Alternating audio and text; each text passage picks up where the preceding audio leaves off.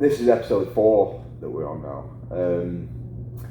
And the other 3 guys, what I've realised is there's a pattern starting to emerge now. Like all the guys I knew personally, and you start to understand when you sit down and talk to them that everyone's got something that's happened to them in their life that bothers them. And you can walk past them on the street and they come across normal, and you just don't realise that everybody's got trauma and everybody's suffering.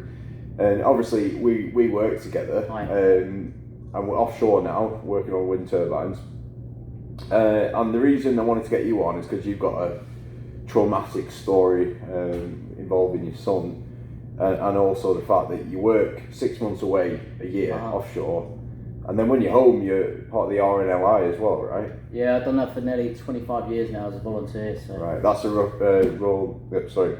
National Lifeboat Association institution, isn't it? So, where exactly are you working when you're home? Off Cromer? Yeah, off Cromer. I live in the Norfolk coast of Cromer, and so we have like 2 lifeboats there. Got a really good history. Probably around 150 years, 200 years of history there. So you're working 6 months away, and then when you go home, I assume it's just training and the odd shift and reactions and call outs and stuff. That's a lot to take on, isn't it? It's intense. And some of the stuff that we go to is not the most pleasant. So, the story that we're going to tell is started off probably a year before when I kind of had a first incident with the RNLI, which was quite traumatic. And then from there, it just kind of spiraled. No. Do you want me to go into it? Yeah. What I'd like you to start. Let's just start at the beginning. So, okay. Obviously, we've talked about it before. Yeah. But just for the sake of the story. Yeah. So, been married 20 odd years. Been together 27 years. 2 lovely boys. 2018, I had a 18-year-old son. And a 19-and-a-half-year-old son. Our youngest son, he was in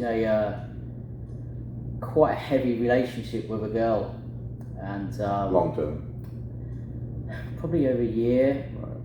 But she was very, very coercive in her behaviour to him. Right.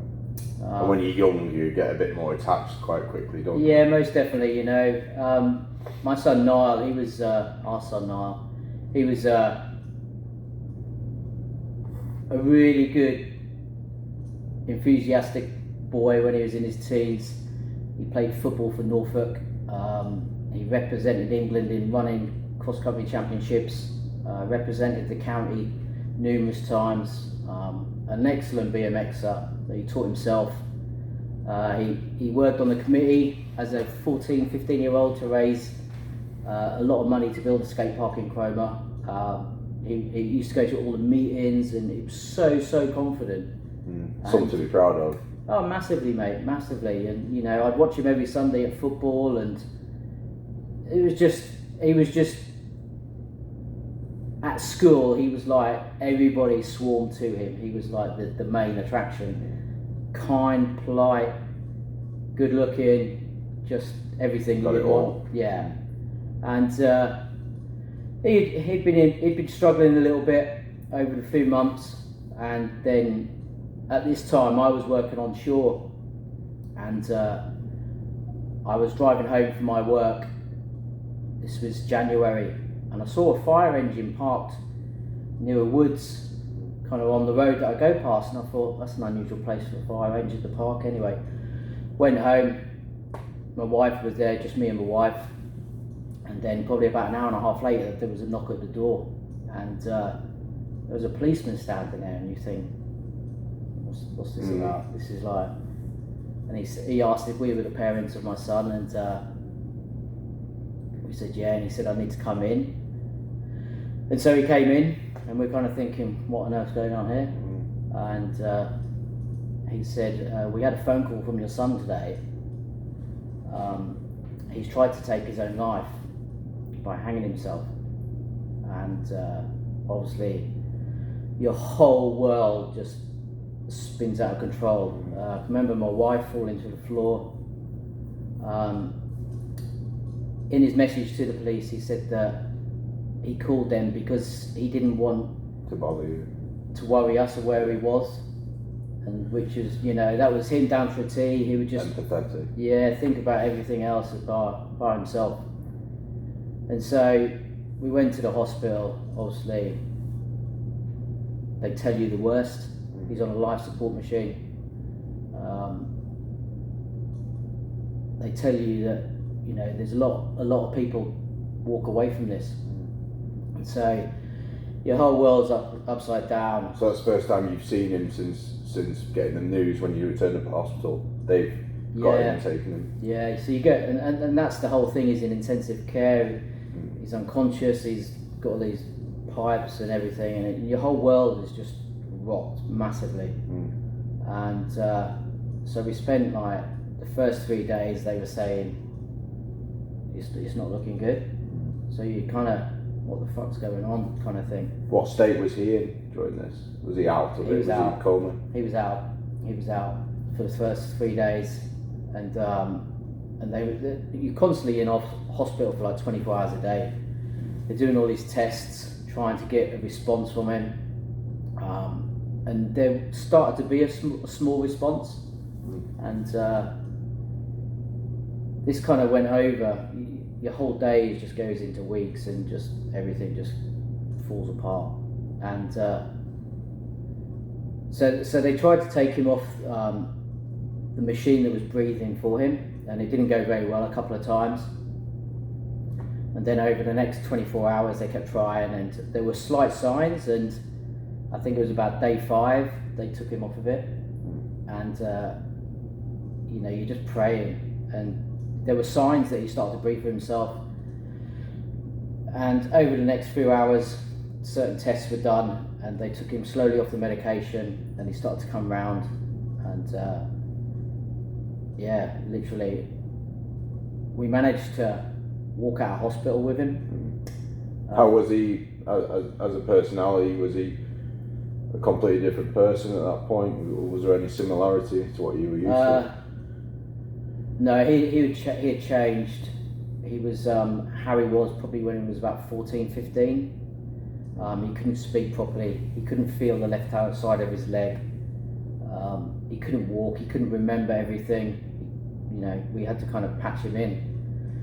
So anyway, we kind of... Of course, you're hoping it's all going to slowly come back. Yeah, most definitely. And it got really violent in hospital, and he had to be detained under an act for 24 hours. And then we were sent home with him. After only a day? Yeah. Was he offered any psychological help? He had an assessment when he was in hospital, and they said it was all good to go. So we go home with him, and it's just like a ticking time bomb, and that was my... You could sense that. Oh mate, you know, I can remember I had to get in the shower with him because he couldn't shower, and this is your 18-year-old son, and I had to sleep with him, and he messed the bed that night because he just, you know, he wasn't in the place where he should have been. He shouldn't have been at home, and left with 2 people that have got no experience about this whatsoever. You know, you've just gone through the worst 7 days of your life. Your whole world is just in pieces. You're trying to sort your other son out. You're trying to just get through hour by hour. And I suppose because there's a lot of people out there when they threaten to kill themselves, and you hear about a failed attempt at killing themselves. In a lot of cases, it's a cry for help with a lot of people. But with your son, he was actually, you know, it was a real attempt, wasn't it? And I think the fact that he made it through the other side probably added to, in his mind, probably a little bit. Yeah. It's hard to put the words, you know what I mean? Didn't succeed, no. I think, you know. And disappointment almost. Yeah. And that's the sad thing about blokes, men, boys. Because they don't speak, it's hard. It's hard. Well, they're getting more used to it, but they just don't.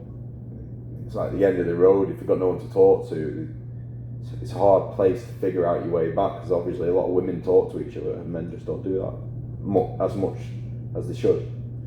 it was horrific, absolutely horrific.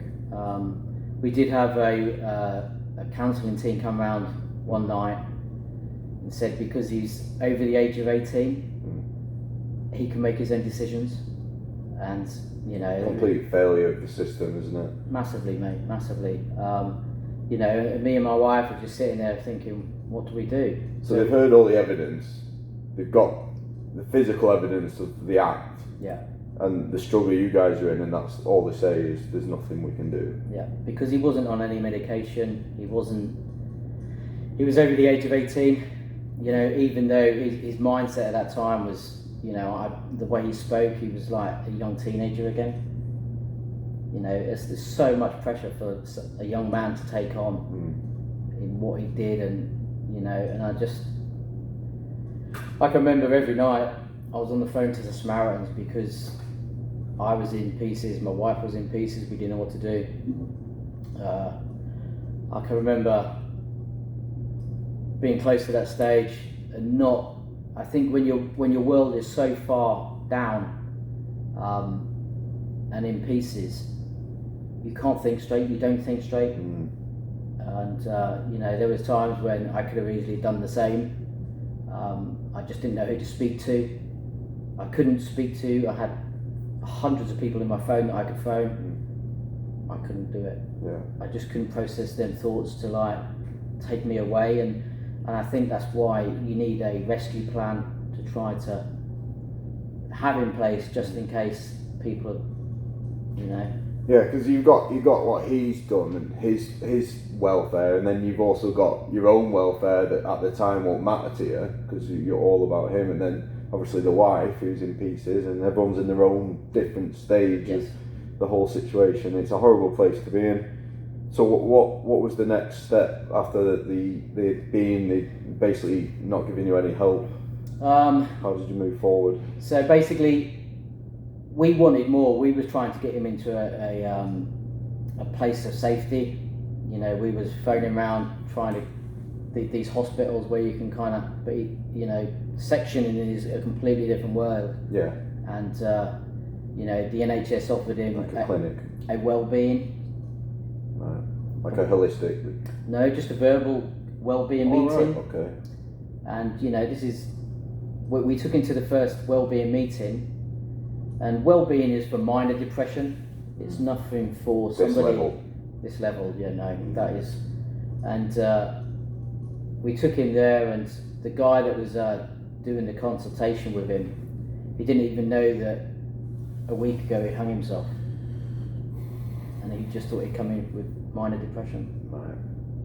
So he didn't know how to handle it, most likely. No. Different ball game, isn't it? Yeah. They're under immense pressure.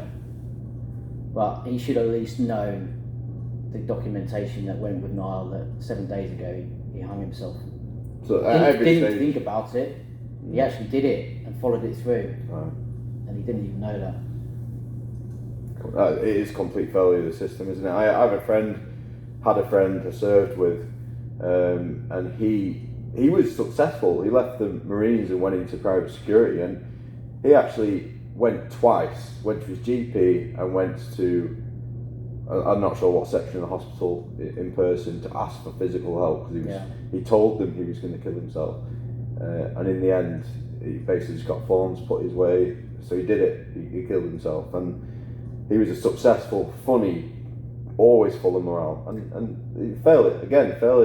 I just don't think the whole system take a lot of male mental health, or at least up until recently they haven't taken it seriously. It's always seemed to be a man up attitude, isn't it? Or there's a bit of a stigma against male mental health. I feel, and something needs to be done about it. That's why we're doing these podcasts now, because something needs to be done.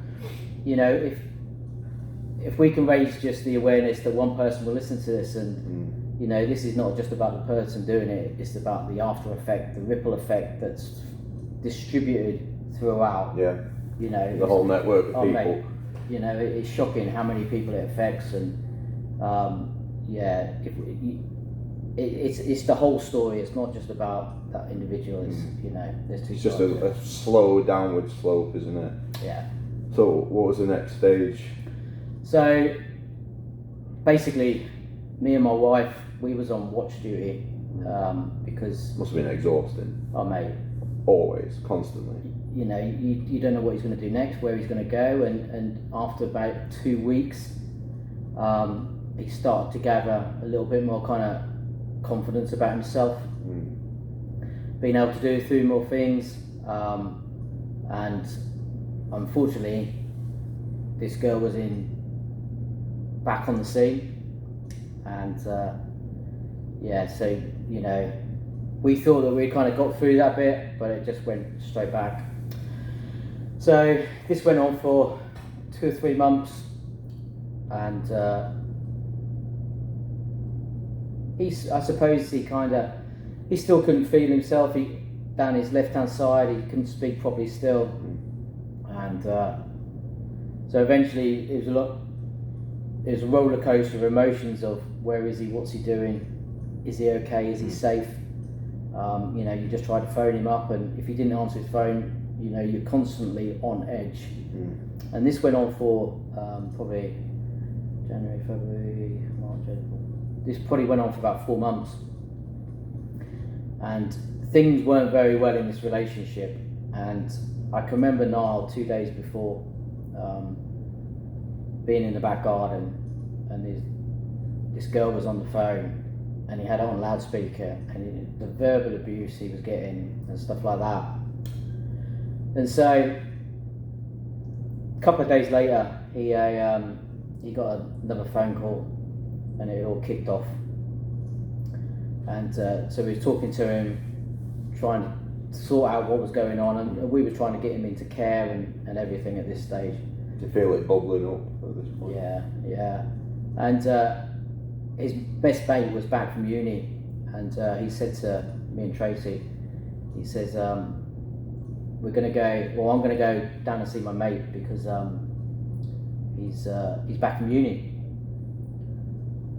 Give us a kiss on the cheek. He said, love you, and that was it to both of us. And there was something about that day that he had a look in his eye. His eyes were grey, they were heavy, and I said to you before that I could probably see if somebody was in that state again, just by the way they looked. Just complete sense of loss. Yeah, absence. The eyes were grey, empty. But he said, I'm fine. I'm going to go down and see my mate. And so me and my wife had only just passed driving then, and she had her first counselling session regarding the first situation, and I said, I'll stay here, and she said, I'll go. And anyway, at this moment, our phones both rang at the same time. This is probably an hour later, and it was a message from our son just saying where he was, and where the name that he mentioned was where he did it before, or attempted it before. And so we rushed there. It's literally minutes down the road, trying to call him, trying to call everybody, because there's so much. I'm just hoping that I'm going to go there and he's sitting there kind of in pieces on the floor crying, and I can remember it as clear as day. It was a bright sunny day, it was hot. We went to the location, and it's massive, quite a big area, a wooded area, and my wife went one way and I went the other. I went down into the woods.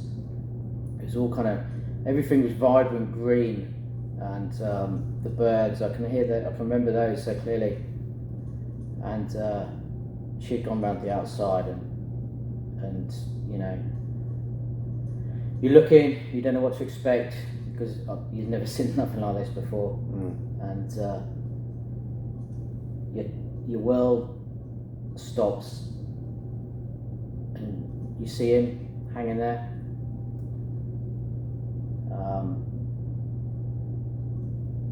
You know, you scream, you rush over. I can't get to him. I can get to him, but so I'm calling my wife. She comes running in because there was only me and her there at the time. And you know, we're both fucking in pieces, mate, in pieces. And I had to like get Tracy to kneel down on the floor, and I had to stand on her back so I could get up and undo him and get him down.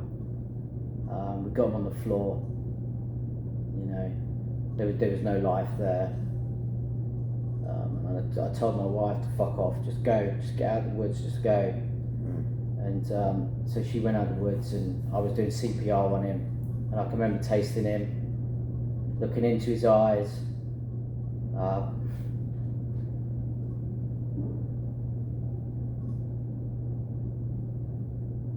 Doing CPR on him.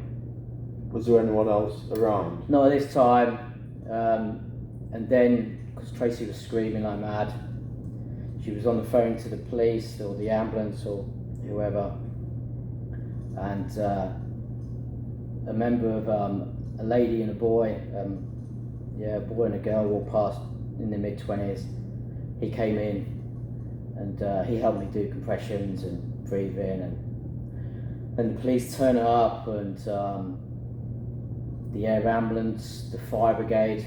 You know, I know all the boys on the fire engine, and I can remember them running into the woods, and the guy that was in charge of the boys on the fire brigade, he was one of my son's best mate's dad, and he stopped these guys coming in, and he said what had happened to the rest of the fire brigade, and they all came in because they knew we were all local. Everybody knew each other. Everyone knows each other. Everybody knows each other, and so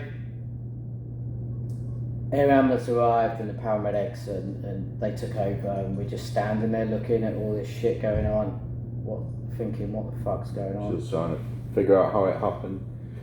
Was there a relevance to the area? If he went back a second time. I know the area. We always used to, when the boys were little, we used to go up there, play football, and had many good times up there. But I can't go nowhere near the place now, even 5 or 6 years later.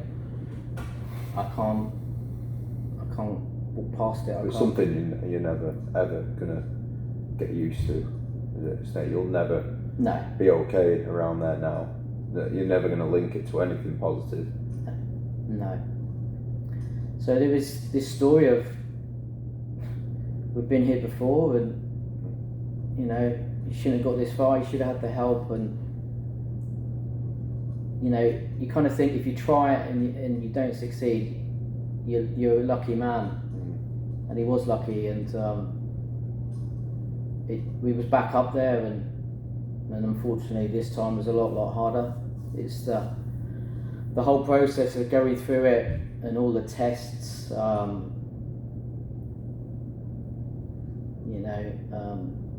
donors. Did we ever talk about donorship? Would we? You know, there's all these battles that you're fighting, and how was it your relationship with your wife after? Well, now. Yeah, after the whole thing, once. Obviously, you're never going to get past that, but as you start to repair slowly, well, obviously it would have been difficult, but... It was difficult, it still is difficult. You know, if an air ambulance, because we live near a playing field and a kind of hospital, it flies over quite regular. Flashbacks. Yeah, and she gets flashbacks and she just goes into pieces. So how are you doing now at this point? I had counselling for over a year and a half. May time, when everything's becomes green, I get a little bit nervous and a little bit etchy, and certain events and certain bird sounds will make kind of triggers happen in your mind, and that's that's really powerful, and you'd never kind of think that it would do it. And you know, some people might think, I'll get over it, kind of.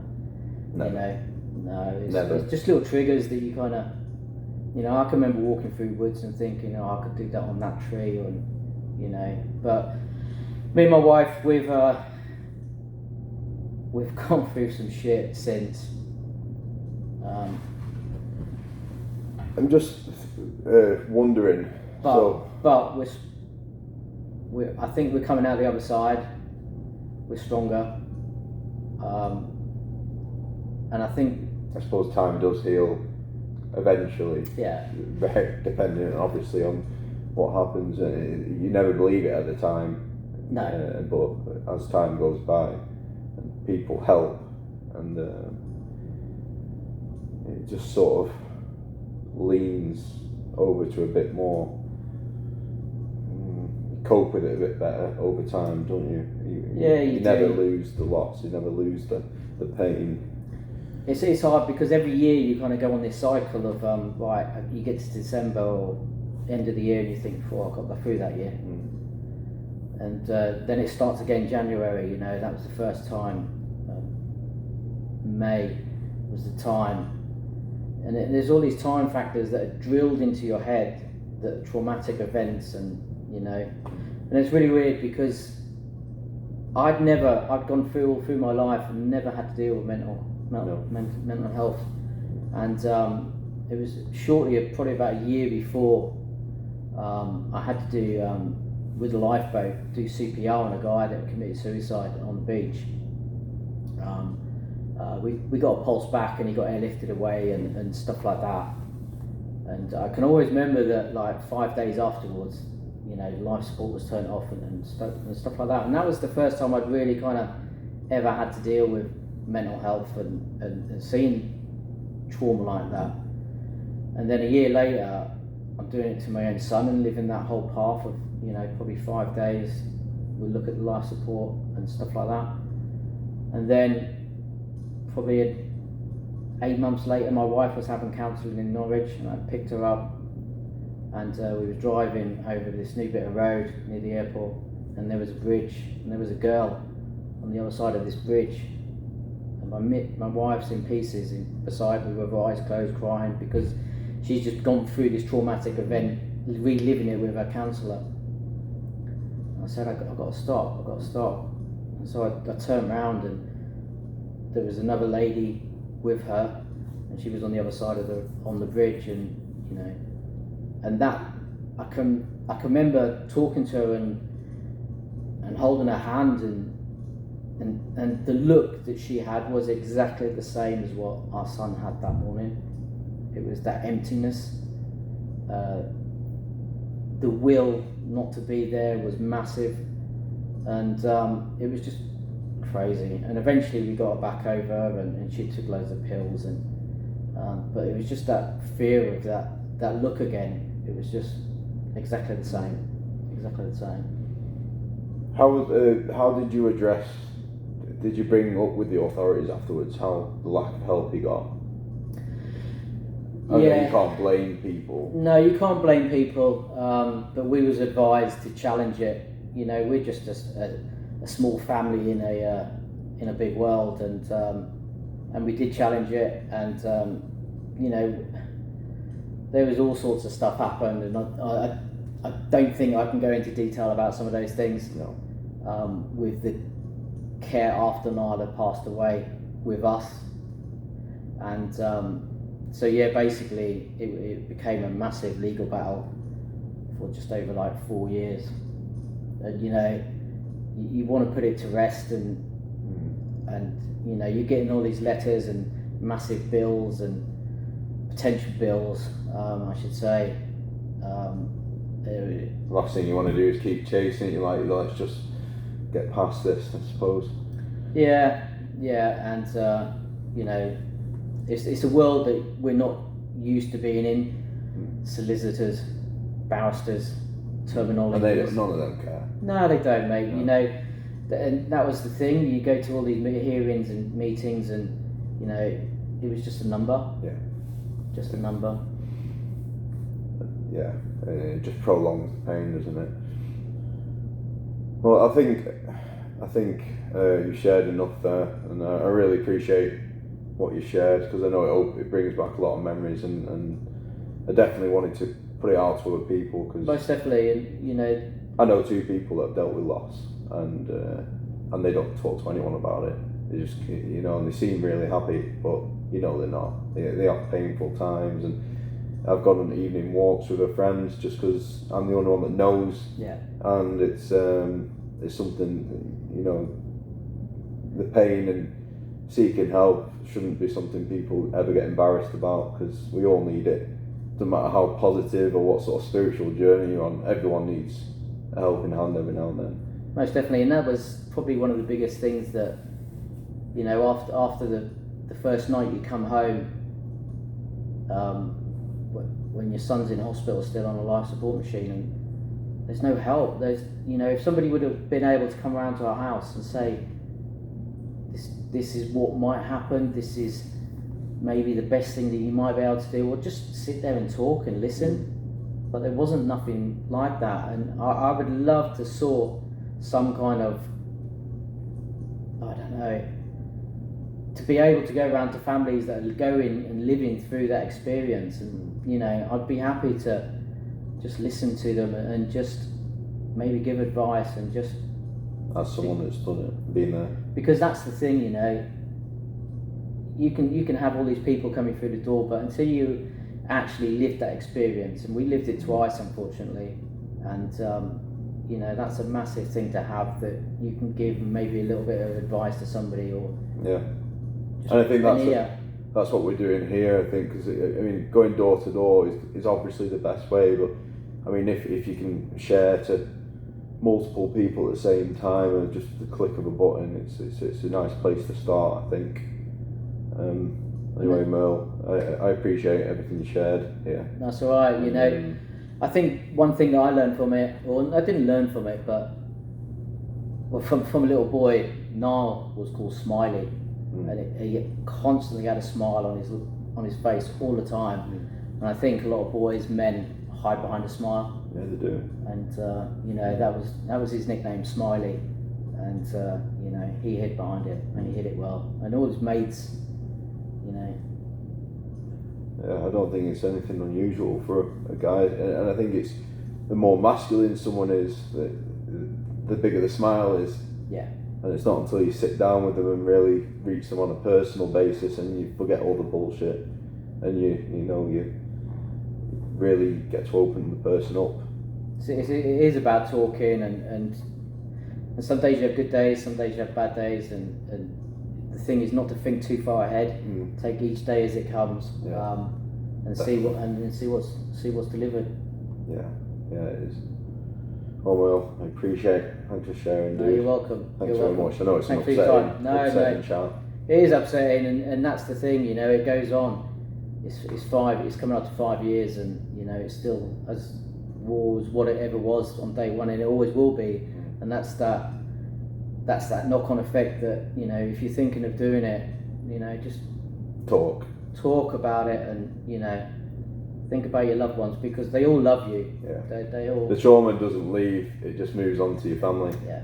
And that's a massive burden to carry, because it's there for the rest of your life. It's a life sentence, basically. It is. No, thanks, buddy. Yeah.